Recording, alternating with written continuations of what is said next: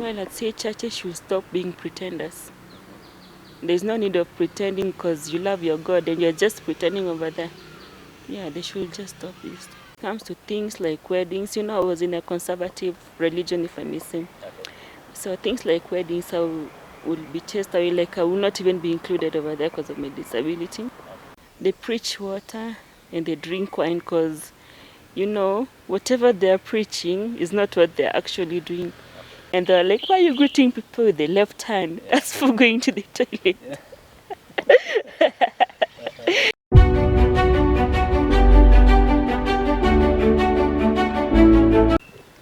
Hello and a happy new year to you. The year is still very new, just a week now, and we are still in. The year is going very well. I'm happy to be back. It's been long since I was on this show. I'm happy to be back. God has been great to me.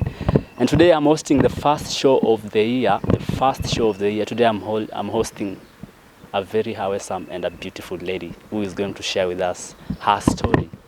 Her particular story. The aim of this show is to inspire you, to entertain you, and even to educate you on matters happening across Kenya, to be specific, because we are in Kenya.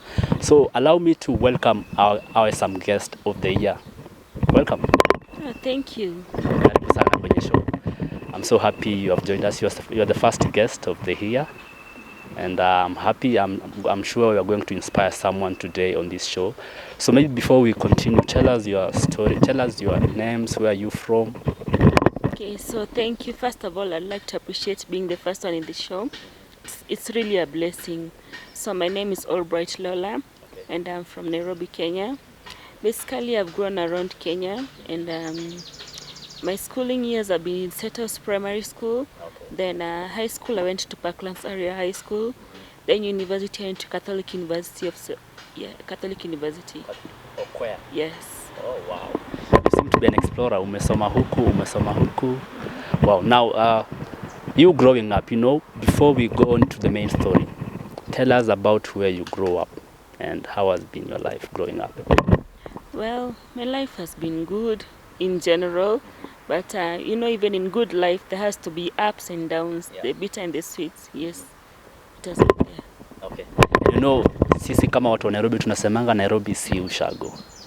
Tell us about your native home. Where do you come from? Oh, actually I come from Western Kenya, and I'm really proud of that. A place called Vihiga. Yes. Okay. Now, you growing up in Kenya, of course, there are some challenges people face while growing up, and there are things, maybe some barriers to life, but the most important thing is how you are able to overcome. So did you face some challenges growing up? Yes, I faced a lot of challenges growing up. Yeah, I can say a little was concerning the school when I was in my kindergarten years and during my lower level of primary school. In that time, I used to face a lot of bullying because of my disability. And by then, I did not know how to defend myself nicely. So it used to make me to sometimes retaliate and to be like I'm the bad person. But I learned to cope with it. And in the middle school, it got better. And also another challenge is in religion, which I faced a lot of discrimination over there also. Maybe before we come to religion now, the religion and disability, is your disability acquired or you were born with it? This one is, I can say acquired since I was little, yeah. Can you recall the days before? When did you acquire your disability and how was your life then and how did your life change after you acquired the disability?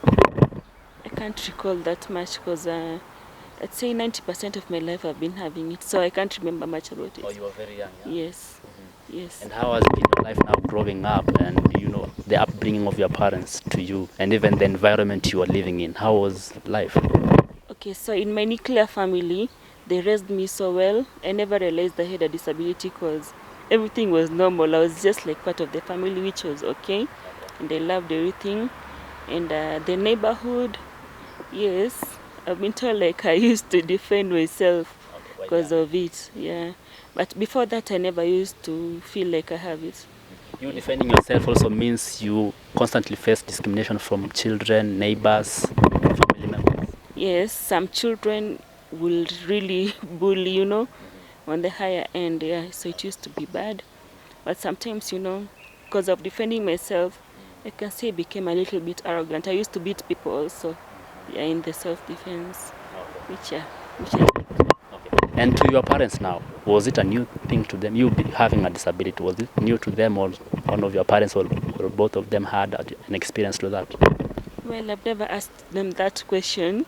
Yeah, but because you're asking, at home they've never treated me like a person who's having a disability, so I've never asked such a question to them. So they were very accommodative. Yes. They loved you the way you are. That is amazing.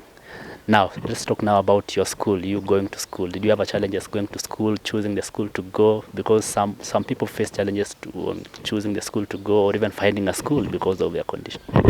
Yes, I did. I can say in my lower primary, actually in lower primary I went to a lot of schools because of discrimination.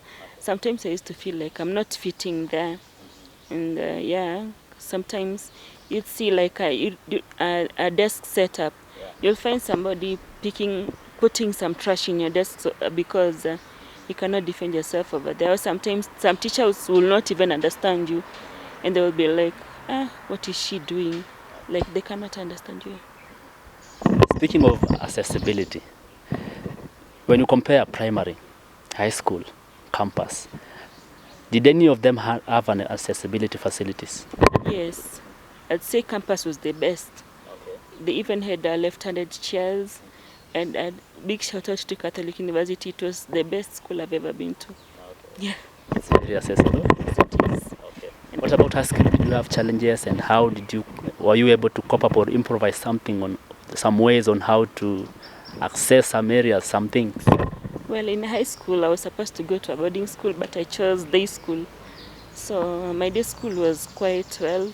At least I used to be home with my parents, and they will help me out most of the time. Also, during the adolescent stage, it was much easier being home. Yeah. Okay. And now you write using your left hand. Yes.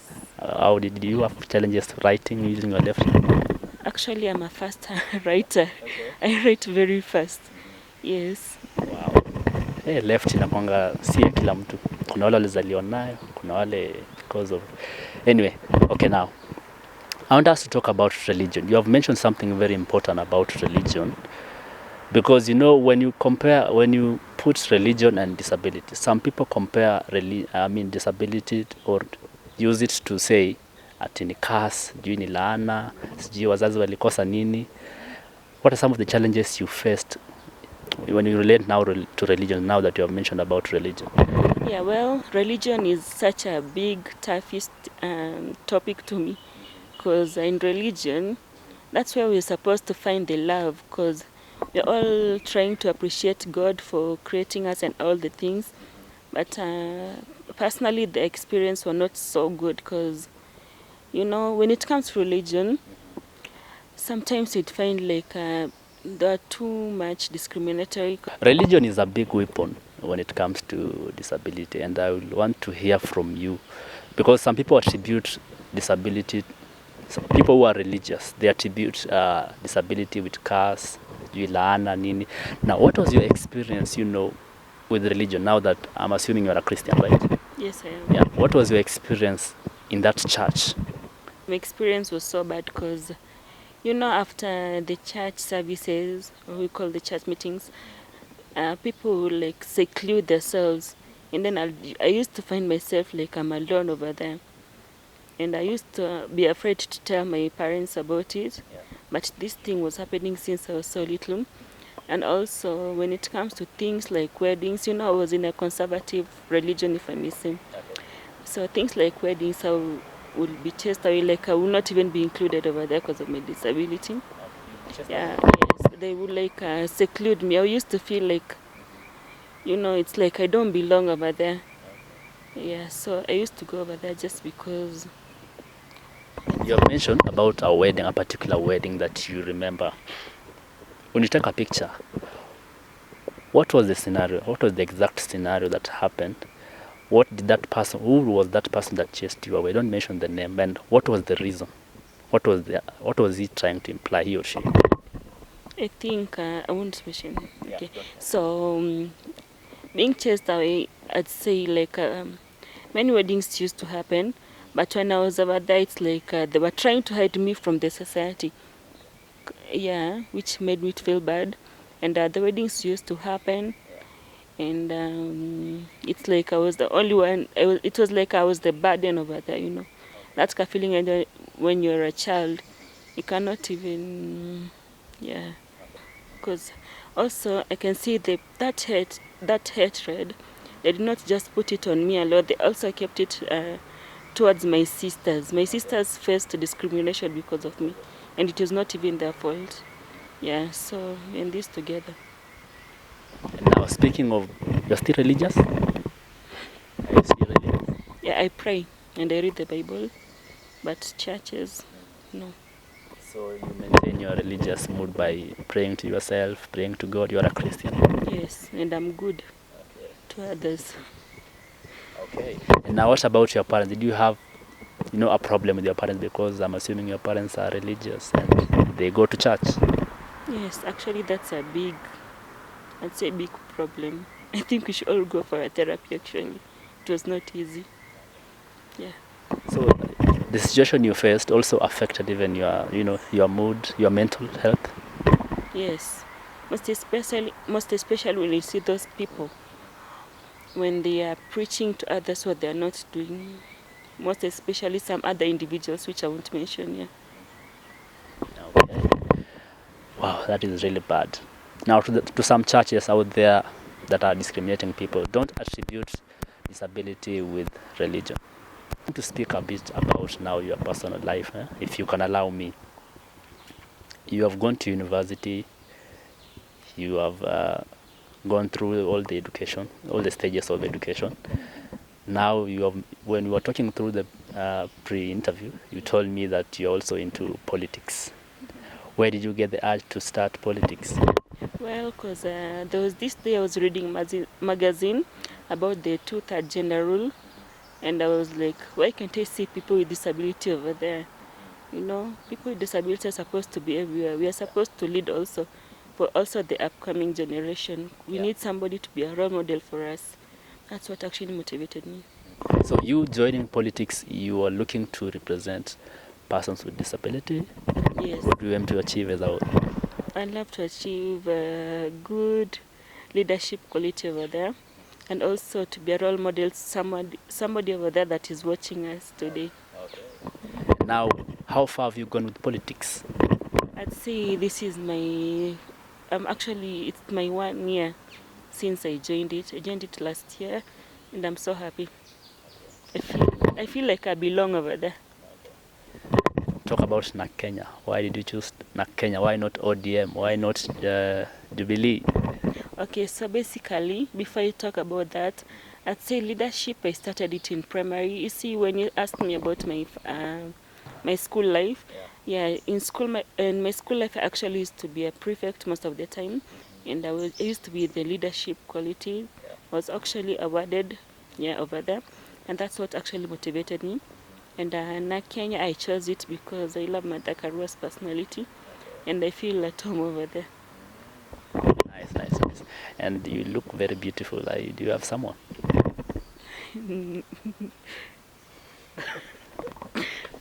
Should you answer that? No. And I don't want to answer that. Oh, you don't want to answer that. Okay, I respect that. And how has, you as yourself, did you face, if you don't mind, if you can talk about it, if you don't want, you can also ignore. Did you face any challenges, in your love life? Yes, kind of. I don't know anything. I don't. Okay. Still on politics. You have talked about you looking to, represent persons with disability. Maybe tell us a bit about your vision. What are some of the goals that you aim to achieve as far as this year is concerned, or even in future? Well, as far as this year is concerned, I wish to see more people joining my political party, most especially PWDs and all the others, because I believe through it we can bring better changes in Kenya. Because things are getting terrible at the moment. Now in politics, do your fellow colleagues, do they have knowledge about disability, and are they accommodative enough? Yes, they are very accommodative. I love actually, I think this is the only political party. Before I joined it, I actually surveyed, and I've seen like this is the only political party that we even have the PWD mentorship for us, just for us, which I love it. And what can you urge maybe person with disability who are watching as well and they are interested in politics? They should join, even if it's not my party. They can join all the others. Yeah, go represent us over there. We also need people over there, most especially the ladies. We have seen some of the leaders, apart from you, who have also advocated for, equal rights. What is the gap that you have seen in the society now, especially in Kenya? Do you have a gap, and what is it? Yes, I'm actually under Population Council.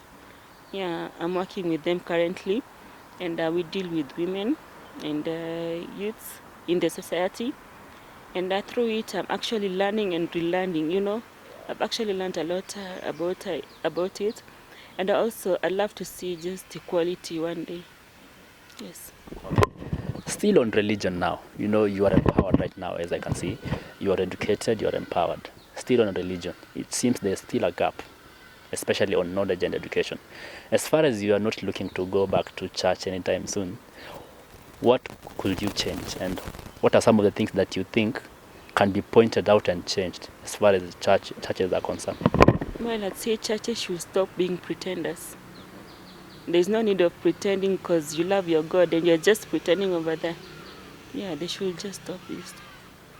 Right now here in Kenya, there's a big economic crisis. And I'm sure, very sure, persons with disability are feeling the pinch. Assuming you are speaking to the president now, what can you tell him? Yeah, I'd tell the president to create more job opportunities for all in the country, and also to end tribalism. There's a lot of tribalism in Kenya, which I don't like at all. I need it to end. Yes. You face the challenges yourself directly? Yes, tribalism. Yes, I've faced tribalism in the neighborhood. There's one sector for the other tribe, which I won't mention, and the other side for the other tribes. It is not good. Okay, I think up to that juncture we get to learn much about what's happening out here in Kenya, and through our guest here, Lola. She has faced challenges in a church. A church once discriminated her because of her physical condition. Which brings us to this question: is it right for churches to do that? And I thought churches should be a platform, in fact the best platform to get equal rights. But if you are facing discrimination, it means there's still a problem. Now I want you to give us your last words and address the issue of discrimination, address also the issue. You can give us your final words when it comes to politics as well. What do you aim to achieve? What do you think people should advocate for? Because power belongs to people and power is in the people. Yeah, I'd say people should be ready to learn and ready to lead, because we are all equal. So I'd say that people should be ready to learn, ready to lead, and we are all equal, and we can conquer together. Okay, I won't add much. Thank you so much, Lola, for having time with us. Do you normally have challenges with, as far as me, I have this culture that I don't shake hands with the left hand. Do you normally have that? How do you handle it? So actually I have another, I actually experienced that one day. I have this like a Sudanese best friend. Yeah. And so one day we went to the cultural party, and me being a Kenyan, I did not expect to be told what I was told over there, not in a bad way. And they were like, why are you greeting people with the left hand? That's for going to the toilet. I just blushed it off, and I'm used to it, and I explained to that person later. Yeah, but sometimes I face that a lot, which I'm okay with. I'm used to it because that's me. Wish you all the best. I know in your politics, I hope you are going to achieve a lot. You are going to bring change even to the disability space, and I wish you well. Yeah. All right, up to this juncture, we have come to the end of our show for today. Hope you are having a fantastic year. The year has begun well, sorry, and we are hoping for more this year. For those who had already set goals, you know, you are aiming to achieve something by the end of this year. Kama ni kusave, enda kusave, unaweka kwa ile. Those who had already created a bank, home bank, start putting that coin today. And of course, we are looking to advocate for change in our society. That's why we are having this show, and we have just had our amazing guest who just talked about the problems she has faced in the society where she was. Are you facing the same? What are you doing? Because you are the change. What you expect is what you advocate for. Thank you so much. I've been your host, Abil Machengo. See you again.